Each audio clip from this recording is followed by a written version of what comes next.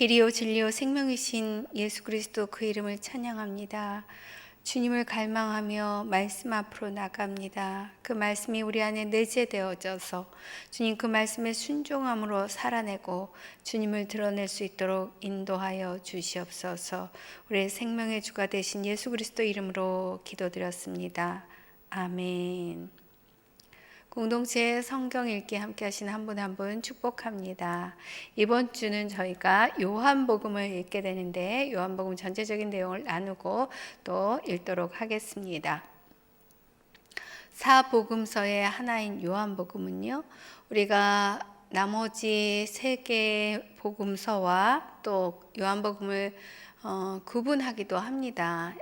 특별히 요한복음은 우리에게 정말 생명의 복음인 것을 다시 한번 알려주고 있는데요.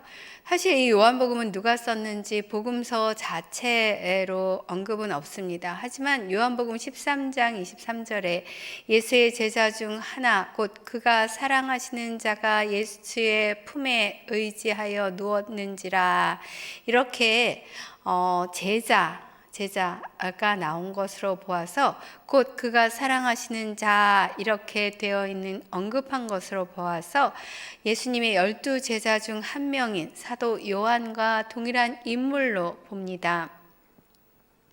요한복음에서 예수님은 나는 누구인지에 대한 이 선언을 하셨습니다. 나는 누구이다.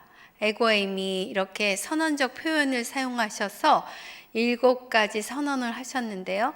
나는 생명의 떡이다. 나는 세상의 빛이다. 나는 양의 문이다. 나는 선한 목자다. 나는 부활이요 생명이다. 나는 길이요 진리요 생명이다. 나는 참 포도나무다. 이렇게 7가지로 자신을 표현하고 있습니다. 선언하고 계십니다. 이 요한복음은 이스라엘의 절기에 예수님께서 예루살렘에 올라가신 것을 중심으로 기록하고 있습니다. 이스라엘에는 절기가 있는데요. 특별히 3대 절기가 아주 중요합니다. 유월절, 또 오순절, 초막절 이렇게 3대 절기로 얘기하고 있고요. 3대 절기 중에 유월절은 1년 중에 첫 번째 맞는 명절이고요. 아주 중요한 명절이죠. 유월절 어린 양으로 오신 예수님, 유월절 어린 양으로 죽으시고 부활하신, 그래서 우리에게 새로운 구원을 주신 예수 그리스도, 이 예수 그리스도께서 우리를 죄와 사망에서 해방하신 것을 기억하는 절기입니다.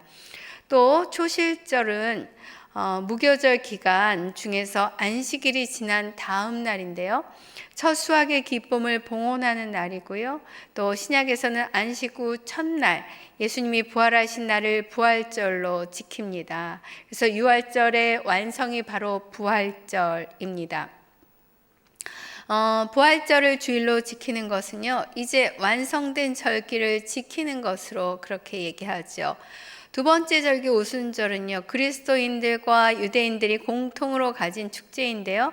신약시대의 그리스도인들은 성령 강림절로, 77절은 초실절로부터 7일회로, 그리고 50번째 되는 날 바로 오순절로 지켰습니다. 초막절은 나팔절인 7월 1일과 속죄일과 함께 예수님이 다시 오심과 관련이 있습니다. 이제는 추수감사절로 지키고 있죠. 장막절, 초막절, 수장절로 불리고요. 종교력으로 보면 7월 15일부터 일주일간 지키고 7월 10일은 속죄일로 지킵니다. 예수님은 수전절에 성전 안에 솔로몬 행각을 거니셨습니다. 수전절은 성전을 히브리 말로는 하누카, 봉헌이라고 부르죠. 수전절에는 8일 동안 매일 하나씩 초에 불을 밝히는데요. 하누카의 촛대는 9개입니다. 가운데 미리 켜놓고 하나님 촛불을 밝힙니다. 그래서 빛의 명절이라고도 하죠. 이 수전절은요, 에피파네스가 예루살렘 성전 제단에 죽은 돼지를 바쳐 성전을 더럽혔던 것에 유대 하스모니안가의 마카비가 혁명을 일으켜서 성전을 탈환하고 예배를 회복한 것을 기념하는 그런 명절입니다. 요한복음 1장을 보면 1장 1절은 태초에 말씀이 계시니라. 이 말씀이 하나님과 함께 계셨으니 이 말씀은 곧 하나님이시라. 신학적인 선언으로 말씀이 육신이 되신 예수 그리스도, 그 예수 그리스도를 선언함으로 시작합니다. 요한복음은 크게 1장에서 11장을 표적의 책으로, 이 표적의 책 안에는 7가지 표적에 대해서, 또 12장에서 20장은 예수님 강화 말씀을 담고 있는 영광의 책으로, 또 21장은 부록으로 크게 구조를 살펴볼 수 있고요. 1장 19절에서 2장 11절에는요, 예수님의 첫 일주일간의 사역이 나오는데요. 세례 요한이 예수님을 보고 하나님의 어린 양, 하나님의 어린 양이라고 고백하는 내용이 나옵니다. 그리고 첫 제자들을 부르시고 2장에서는 가나의 혼인잔치에서 포도주가 떨어졌죠. 포도주가 떨어져서 그것을 물을 가지고 포도주 되게 하시는 그런 기적의 사건이 나옵니다. 두 번째 표적은 왕의 신하의 아들을 고치신 사건인데요. 이 사건 전에 예수님께서 예루살렘에 올라가신 예수님은요, 성전에서 청결 작업을 하시는 장면과 유대인의 지도자 니고데모가 밤에 예수님을 찾아오지요. 그래서 거듭남에 대해서 나눈 내용이 3장에, 그리고 4장에서는 유대를 떠나 갈릴리로 가시면서 사마리아를 통과하시는 그 내용이 나옵니다. 이것은 굉장히 이례적인 일입니다. 일반적으로 유대와 갈릴리를 오고 가는 길은요, 사마리아를 거치지 않습니다. 예수님은 사마리아로 들어가시고 그리고 그곳에서 우물가에서 사마리아 여인과 대화를 하십니다. 이 대화의 핵심은 무엇입니까? 바로 예배입니다. 참된 예배는 영과 진리로 예배하는 것임을 알게 하시고 예수님이 기다리시던 그 메시아이심을 깨닫고 이 여인은 어떻게 합니까? 자신이 가지고 물덩이를 내버려 두고 동네에 가서 와서 보라, 그가 그리스도이시라 이렇게 전합니다. 우리가 그리스도를 만나면 그가 누구인지를 전하지 않을 수 없습니다. 그것은 전도 집회를 하는 특별한 날만이 아니라 바로 생명을 가진 자로 생명을 전하는 것입니다. 그 복음이 우리에게 온 것처럼, 그래서 우리가 생명을 가진 것처럼 복음을 전하고 생명을 얻는 일이 계속해서 여러분 삶 가운데 있기를 축원합니다. 5장에서는요, 예루살렘 양문 곁에 앉아있던, 베데스다 그 연못에 앉아있던, 그래서 그곳에서 물이 움직이길 기다리는 이 38년 된 병자를 고치신 사건이 나옵니다.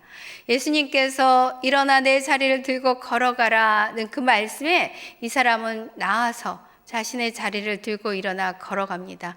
그러나 이날이 안식일이어서 유대인들 사이에는 논쟁이 벌어지고 더욱 예수를 죽이고자 합니다. 6장에는 디베라의 갈릴리 바다 건너편에서 그곳에 모인 5,000명을 먹이신 사건이 네 번째 표적으로 나옵니다. 이것은요, 한 아이의 자신의 도시락을 내어드리는 이 순종에서 시작되었고요. 출 이집트 사건 후에 광야에서 만나와 메추라기를 먹이시듯 예수님은 떡과 물고기를 주셔서 배부르게 하셨다는 것을 보여준 사건입니다.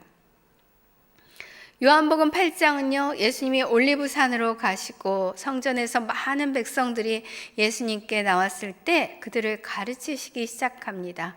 그때 율법학자들과 바리새인들이 가늠하다 잡힌 여인을 끌고 와서 예수님을 시험해서 고소할 구실을 찾으려고 율법에서는 돌로 쳐 죽이라고 했는데 선생님이라면 어떻게 할 것인지를 묻습니다. 또 하나의 이야기는요, 자신을 생명의 빛이라고 말씀하시면서 누구든지 자신을 따르면 어둠 속에 다니지 않고 생명의 빛을 얻을 것이라 말씀하십니다. 예수님은 생명의 빛이십니다. 예수님이 오시면 그 어둠을 빛으로 바꾸시고 생명을 얻게 하시는 줄 믿습니다. 요한복음 9장에서는요, 우리가 잘 아는 실로암 연못가에 날 때부터 눈먼 사람이 눈을 뜬 이야기가 나옵니다. 제자들이 이것에 대해 누구의 죄 때문이냐고, 이 사람의 죄인가 부모의 죄인가 그것을 묻습니다. 예수님은 말씀하시죠. 아주 명확하게 말씀하십니다. 이 사람의 죄도 그 부모의 죄도 아니다. 다만 하나님께서 하시는 일들을 그에게 드러내시려는 것이다. 그리고 땅의 진흙을 이겨서 그의 눈에 발라주시고요. 그리고 실로암 연못에 가서 씻으라 말씀하십니다. 그의 믿음까지 확인하신 것이죠. 이 일로 바리새파 사람들의 의견은요 분분해졌습니다.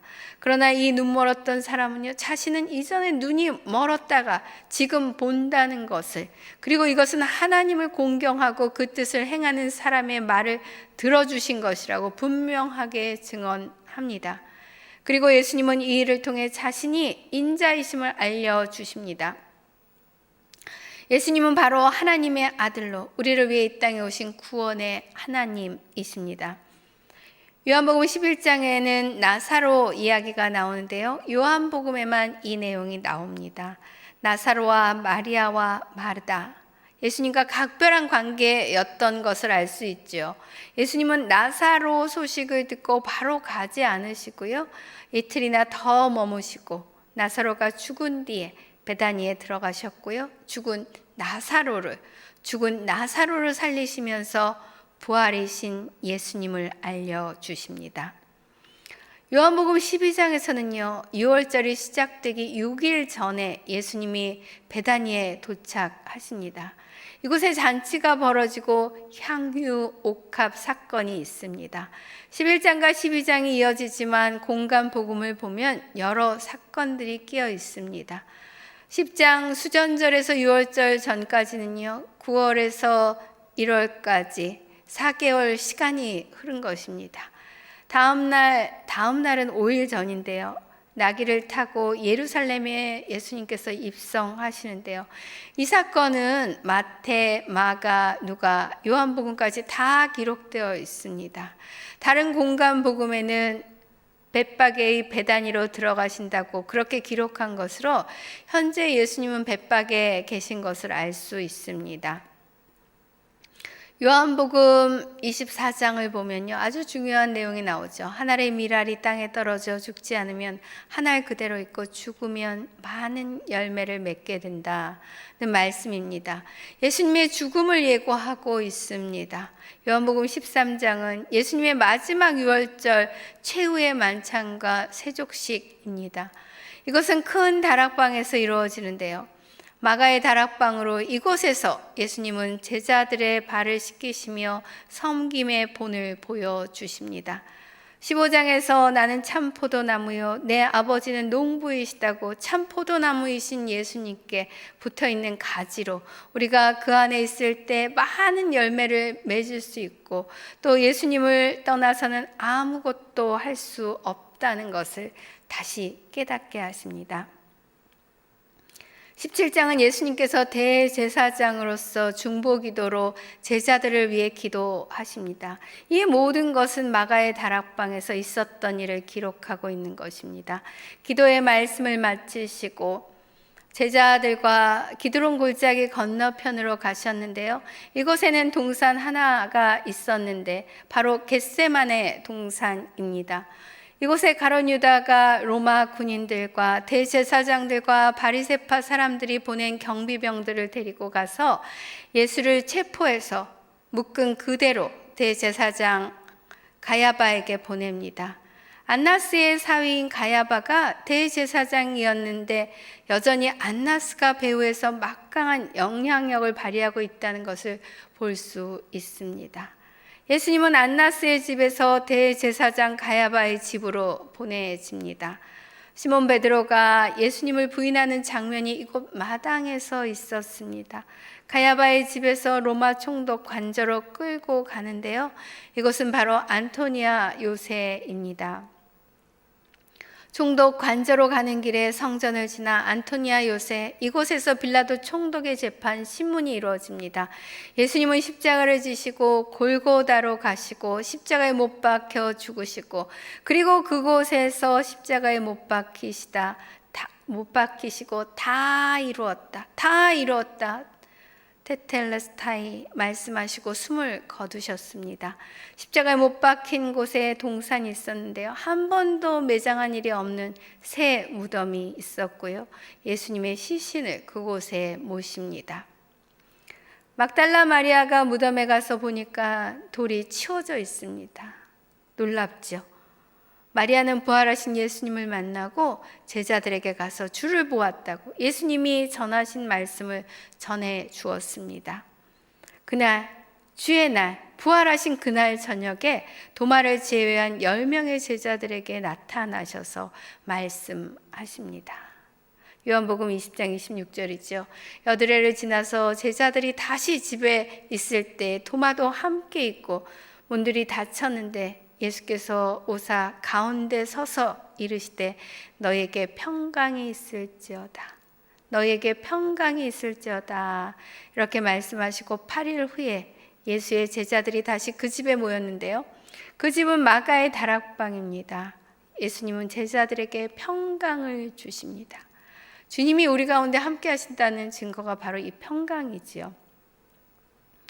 요한복음 20장 31절인데요. 오직 이것을 기록함은 너희로 예수께서 하나님의 아들 그리스도이심을 믿게 하려 함이요 또 너희로 믿고 그 이름을 힘입어 생명을 얻게 하려 함이니라. 이것이 바로 요한복음을 기록한 목적입니다. 예수가 그리스도이시며 하나님의 아들이심을 믿게 하고 믿어서 예수의 이름으로 생명을 얻도록 하기 위함입니다. 요한복음 21장 1절인데요. 그 후에 예수께서 디베라 호수에서 또 제자들에게 자기를 나타내셨으니 나타내신 일은 이러하니라. 요한은요 갈릴리 바다를 디베라 바다로 기록하고 있습니다. 당시 시대적 배경을 반영한 그런 이름이기도 하죠. 티베리우스. 이곳에서 예수님은 제자들을 위해 식사를 준비하시고 맞이하십니다. 그리고 조반을 먹은 후에 시몬 베드로에게 말씀하시지요. 요한복음 21장 25절인데요. 요한의 아들 시몬아, 내가 이 사람들보다 나를 더 사랑하느냐 물으시고 내 어린 양을 먹이라고, 내 어린 양을 치라고, 내 양을 먹이라고 말씀하십니다. 결국 예수님을 사랑한다는 것은요, 양떼를 먹이고 예수님을 따라가는 것입니다. 그래서 말씀하신 대로 1:1도 하셔야 되고요, 복음도 전해야 하는 것이죠. 우리의 초점이 주님이 다시 오실 그날을 준비하며 마라나타 주 예수의 오시옵소서 이 마음으로 날마다 주님을 기다리며 그 길을 준비하는 것입니다. 우리가 가야 할 길은 바로 주님이 가신 그 길입니다. 바로 예수의 길, 그 길을 가는 것이죠. 주님의 사랑 안에서 그 사랑을 확인하고 주의 명령에 순종하여 양떼를 먹이고 예수의 길을 날마다 따라가시는 여러분 되시기를 축원합니다. 말씀 읽도록 하겠습니다. 요한복음 1장. 태초에 말씀이 계셨습니다. 그 말씀은 하나님과 함께 계셨고 그 말씀은 하나님이셨습니다. 그분은 태초에 하나님과 함께 계셨습니다. 모든 것이 그분을 통해 지음받았으며 그분 없이 된 것은 아무것도 없었습니다.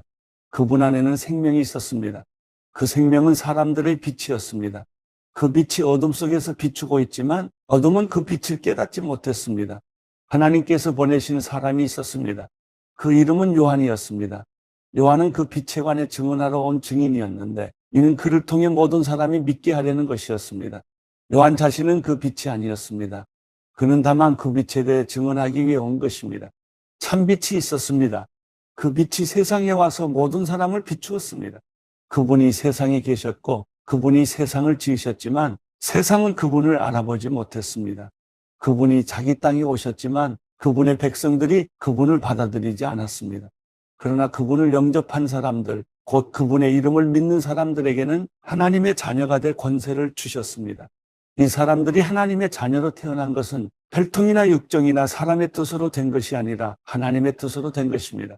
그 말씀이 육신이 되어 우리 가운데 계셨기에 우리는 그분의 영광을 보았습니다. 그것은 은혜와 진리가 충만한 아버지의 독생자의 영광이었습니다. 요한은 그분에 대해 증언해 외쳤습니다. 내가 전에 내 뒤에 오시는 그분이 나보다 앞선 것은 나보다 먼저 계셨기 때문이다라고 말했는데 그분이 바로 이분이시다. 그분의 충만함으로부터 우리 모두는 분에 넘치는 은혜를 받았습니다. 율법은 모세를 통해 주셨지만 은혜와 진리는 예수 그리스도를 통해 왔습니다. 지금까지 아무도 하나님을 본 사람이 없었습니다. 그러나 아버지 품에 계시는 독생자께서 하나님을 알려주셨습니다. 예루살렘의 유대 사람들이 제사장들과 레위 지파 사람들을 보내 당신은 누구시오라고 요한의 정체를 물었을 때 요한이 한 증언은 이렇습니다. 그는 거절하지 않고 고백했습니다. 나는 그리스도가 아니요. 그들이 물었습니다. 그러면 당신은 누구요? 엘리야요. 요한이 대답했습니다. 아니요. 그러면 그 예언자요. 그가 대답했습니다. 아니요. 그러자 그들이 말했습니다. 그러면 도대체 당신은 누구요? 우리를 보낸 사람들에게 가서 대답할 말을 좀 해주시오. 당신은 자신을 누구라고 생각하고? 요한은 예언자 이사야의 말로 대답했습니다. 나는 주를 길을 곱게 하라고 광야에서 외치는 사람의 소리예요. 보냄을 받은 유대 사람들 중에는 바리새파 사람들이 보낸 이들이 있었습니다. 그들이 요한에게 질문했습니다.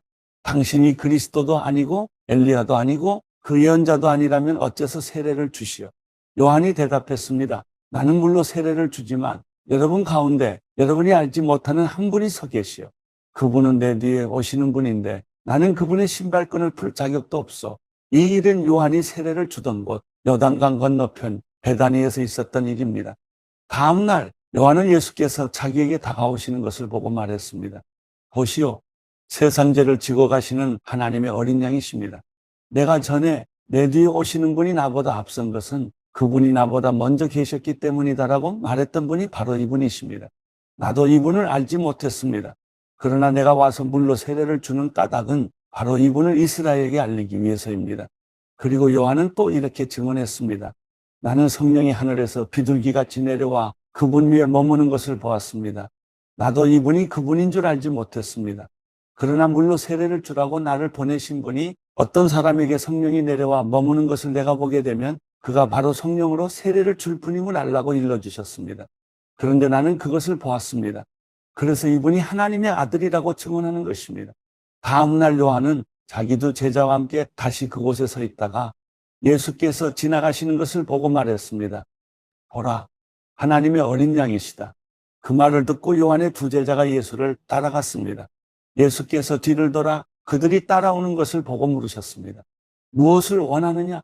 그들이 말했습니다. 랍비여, 어디에 머물고 계십니까? 랍비는 선생이라는 뜻입니다. 예수께서 대답하셨습니다. 와서 보라. 그래서 두 제자는 가서 그분이 계시는 곳을 보고 그날 그분과 함께 지냈습니다. 때는 오후 4시쯤이었습니다. 요한의 말을 듣고 예수를 따라간 두 사람 중 한 사람은 시몬 베드로의 동생 안드레였습니다. 안드레는 가장 먼저 자기 형 시몬을 찾아가 말했습니다. 우리가 메시아를 만났다. 메시아는 그리스도라는 뜻입니다. 그리고 그는 시몬을 예수께 데려왔습니다. 예수께서 시몬을 보고 말씀하셨습니다. 너는 요한의 아들 시몬이구나. 이제 너는 게바라고 불릴 것이다. 게바는 베드로라는 뜻입니다. 다음 날 예수께서 갈릴리로 떠나시려다 빌립을 만나 말씀하셨습니다. 나를 따라라. 빌립도 역시 안드레와 베드로처럼 벳세다 마을 출신이었습니다. 빌립은 나다나엘을 찾아가 말했습니다. 모세가 율법에 기록했고 예언자들도 기록했던 그분을 우리가 만났소. 그분은 요셉의 아들 나사렛 예수시요. 나다나엘이 물었습니다. 나사렛에서 무슨 선한 것이 나오겠는가? 빌립이 말했습니다. 와서 보시오. 예수께서 나다나엘이 다가오는 것을 보시고 그에 관해 말씀하셨습니다. 여기 참 이스라엘 사람이 있다. 이 사람에게는 거짓된 것이 없다. 나다나엘이 물었습니다. 어떻게 저를 아십니까? 예수께서 대답하셨습니다. 빌립이 너를 부르기 전 내가 무화과나무 아래 있을 때 내가 보았다. 그러자 나다나엘이 대답했습니다. 랍비여, 당신은 하나님의 아들이시며 이스라엘의 왕이십니다. 예수께서 그에게 말씀하셨습니다. 내가 무화과나무 아래 있던 너를 보았다고 해서 믿느냐? 이제 그보다 더 큰 일도 보게 될 것이다. 그리고 예수께서 덧붙여 말씀하셨습니다. 내가 진실로 진실로 너희에게 말한다. 너희는 하늘이 열리고 하나님의 천사들이 인자 위에서 오르락내리락 하는 것을 보게 될 것이다. 요한복음 2장 3일째 되던 날 갈릴리 가나에서 결혼식이 있었습니다. 예수의 어머니도 그곳에 계셨고 예수와 제자들도 그 결혼식에 초대받았습니다. 그런데 포도주가 다 떨어지자 예수의 어머니는 예수께 와서 포도주가 다 떨어졌구나라고 말해 주었습니다. 예수께서 대답하셨습니다. 어머니, 그것이 나와 당신에게 무슨 관계가 있다고 그러십니까? 아직 내 때가 이르지 않았습니다. 그러나 예수의 어머니는 하인들에게 말했습니다. 무엇이든 그가 시키는 대로 하라. 가까운 곳에 돌 항아리 6개가 놓여 있었습니다. 그것은 유대 사람들의 정결의식에 쓰이는 것으로서 각각 물 2-3메트에 들어가는 크기의 항아리였습니다. 예수께서 하인들에게 말씀하셨습니다. 저 항아리들의 물을 채우라. 그래서 그들은 항아리마다 물을 넘치도록 가득 채웠습니다. 그러자 예수께서 그들에게 말씀하셨습니다. 이제 물을 떠서 잔치 책임자에게 갖다 주라. 그들은 그렇게 했습니다. 잔치 책임자는 물이 변해된 포도주를 맛보았습니다. 그는 그 포도주가 어디에서 났는지 알지 못했지만 물을 떠온 하인들은 알고 있었습니다. 잔치 책임자는 신랑을 불렀습니다. 그러고는 이렇게 말했습니다. 누구든지 처음에는 맛 좋은 포도주를 내오다가 손님들이 취하면 덜 좋은 포도주를 내는 법인데 당신은 가장 좋은 포도주를 지금까지 남겨두었군요. 예수께서 이 첫 번째 표적을 갈릴리 가나에서 행해 자기의 영광을 드러내셨습니다. 그러자 예수의 제자들이 그를 믿었습니다. 그 후 예수께서는 어머니와 동생들과 제자들과 함께 가버나움으로 내려가셔서 그곳에서 며칠 동안 머물러 계셨습니다. 유대 사람들이 지키는 유월절이 다가오자 예수께서는 예루살렘으로 올라가셨습니다. 예수께서 성전뜰에서 사람들이 소와 양과 비둘기를 팔고 또 탁자 앞에 앉아 돈을 바꿔주는 것을 보셨습니다. 예수께서는 노끈으로 채찍을 만들어 양과 소들을 모두 성전 밖으로 내쫓고 돈을 바꿔주던 사람들의 동전을 쏟고 탁자를 엎어버리셨습니다. 그리고 비둘기를 팔던 사람들에게 말씀하셨습니다. 이것들을 여기에서 치워버리라. 내 아버지의 집을 장사하는 집으로 만들지 말라. 예수의 제자들은 주의 집을 향한 열정이 나를 삼킬 것이다 라고 기록된 성경 말씀이 생각났습니다. 그때 유대 사람들이 예수께 물었습니다. 당신이 이런 일을 할 수 있다는 것을 증명할 만한 무슨 표적을 우리에게 보여줄 수 있겠소? 예수께서 그들에게 대답하셨습니다. 이 성전을 허물라. 그러면 내가 3일 만에 다시 세우겠다. 그러자 유대 사람들이 대답했습니다. 이 성전을 짓는 데 46년이나 걸렸는데 당신이 그것을 3일 만에 다시 세우겠다는 말이요. 그러나 예수께서 말씀하신 성전은 바로 자기 몸을 가리킨 것이었습니다. 나중에 예수께서 죽은 사람들 가운데서 살아나셨을 때 제자들은 이 말씀을 기억했고 성경과 예수께서 하신 말씀을 믿었습니다. 예수께서 유월절을 맞아 예루살렘에 계시는 동안 많은 사람들이 그분이 행하시는 표적을 보고 그 이름을 믿었습니다. 그러나 예수께서는 모든 사람을 알고 계셨기 때문에 자기 자신을 그들에게 맡기지 않으셨습니다. 또한 예수께서는 사람에 대해 그 누구의 증언도 필요하지 않으셨습니다. 사람의 마음속에 있는 것까지 다 알고 계셨기 때문입니다. 요한복음 3장. 바리새파 사람들 중에 니고데모라는 사람이 있었는데 그는 유대공의 지도자였습니다. 그가 밤에 예수를 찾아와 물었습니다.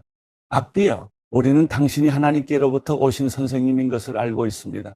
하나님께서 함께 하시지 않는다면 선생님이 행하신 그런 표적들을 아무도 행할 수 없기 때문입니다. 예수께서 그에게 이렇게 말씀하셨습니다. 내가 진실로 진실로 내게 말한다. 누구든지 다시 태어나지 않으면 하나님 나라를 볼 수 없다. 니고데모가 예수께 물었습니다. 나이가 들어 늙은 사람이 어떻게 다시 태어나겠습니까? 태어나려고 어머니의 뱃속으로 다시 들어갈 수 없지 않습니까?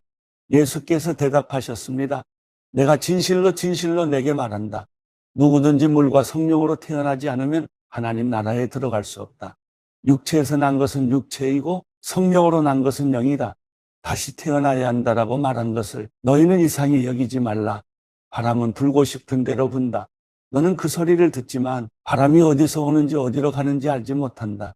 성령으로 태어난 사람도 모두 이와 같다.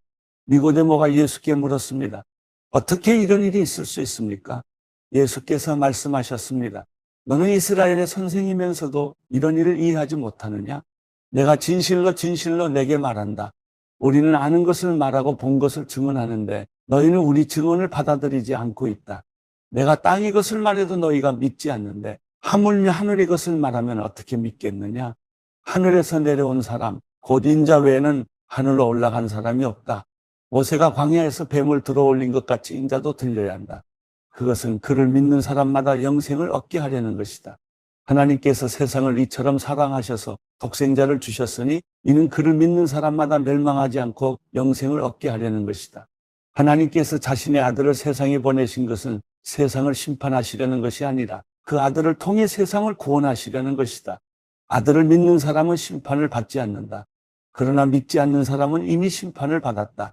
하나님의 독생자의 이름을 믿지 않았기 때문이다. 그 심판은 이것인데 곧 빛이 세상에 왔지만 사람들은 자기 행위가 악하기 때문에 빛 대신 어둠을 사랑한 것이다. 악을 행하는 사람마다 빛을 미워하고 자기 행위가 드러날까 두려워해 빛으로 나오지 않는다. 그러나 진리를 따라 사는 사람은 빛으로 나온다. 그것은 자기의 행위가 하나님 안에서 이루어졌음을 나타내려는 것이다.